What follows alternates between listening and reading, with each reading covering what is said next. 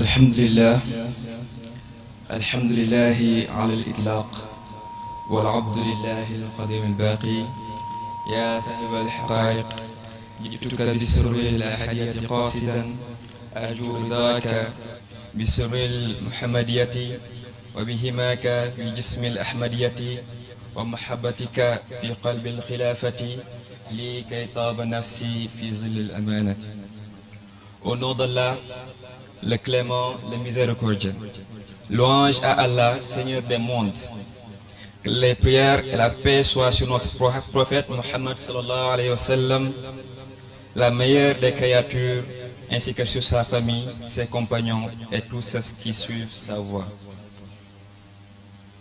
Honorable famille de Cheikh Ibrahim Niass, cher Moukhadam du département de Mbour, Monsieur le préfet du département de Mbour, honorable député Maître Abdoulaye Tall, Monsieur le maire de la commune de Sandiara, Mesdames et Messieurs les chefs de service déconcentrés du département de Mbour, chers maîtres Oustaz Malick Thiaw, chers condisciples de la Fayda, chers condisciples de Mbour, Mesdames et Messieurs, honorables invités à vos titres, rangs et qualités.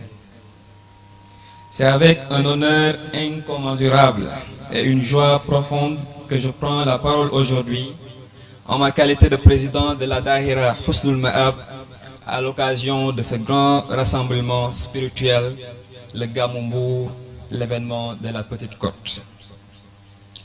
Ce Gamou, plus qu'un événement, est une tradition enracinée, un moment de lumière et d'élévation dans le cœur de la Faïdatou Ibrahimia.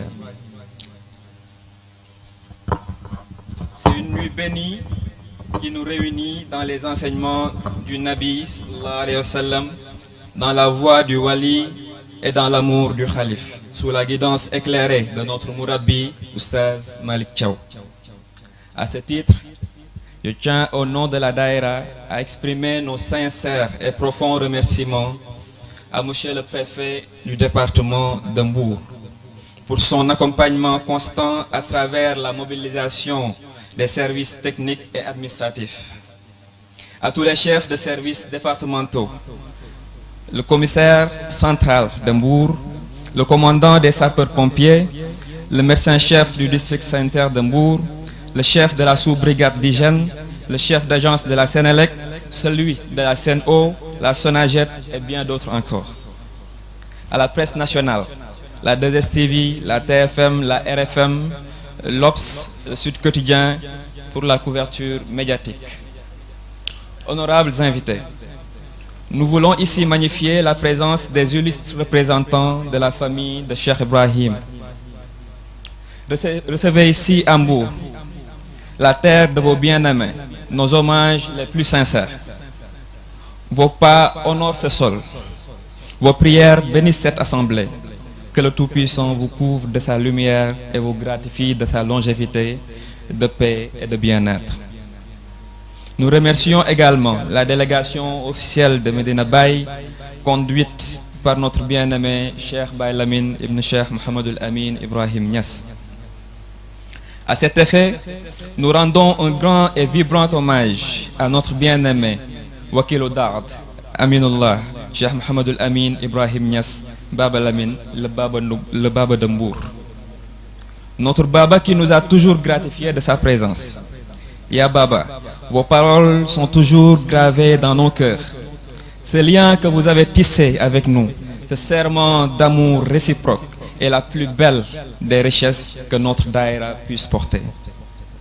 Vous nous aviez dit en ces termes lors de notre ziara à Dakar: tout ce que Baye me donnera, je le partagerai avec vous, même au-delà du monde terrestre.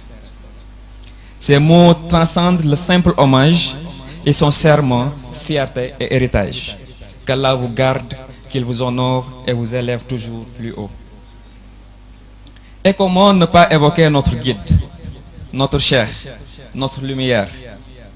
Alors, chers invités, honorables Moukhadam, permettez-moi en cette occasion solennelle d'exprimer nos sincères remerciements à notre cheikh, notre père spirituel, celui que Baba a affectueusement appelé docteur.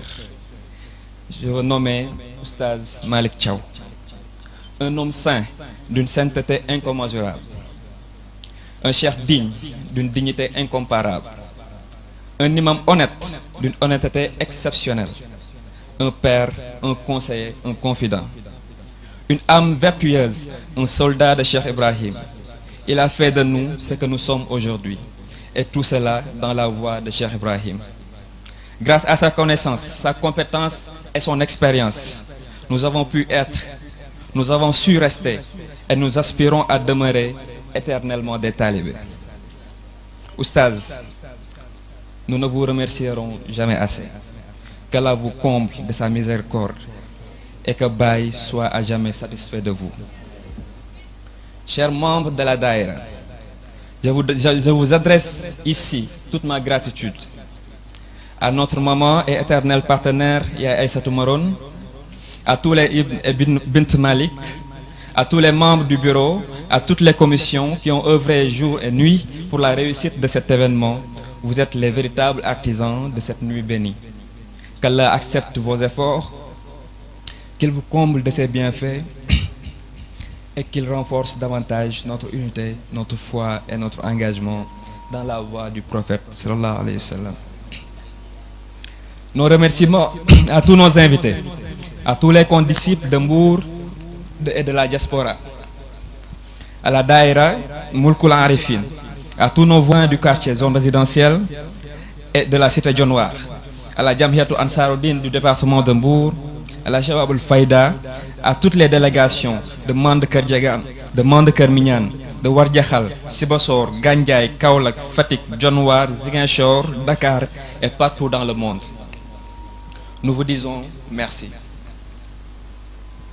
Que cette soirée soit douce, que vos cœurs soient comblés et que la lumière de Baye vous accompagne jusqu'à la fin des temps. Barakallahu fikum, wa salaamu alaykum wa rahmatuhu wa barakatuhu, alhamdulillah.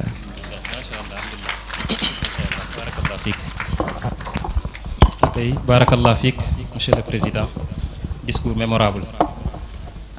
mu lay ñaanal bu baax yàlla na yàlla lafal la cat yaa rabbi ba yéene bi nga am ci xadara bi yàlla na ko yàlla mottali insha allahu taala macha allah ci kaw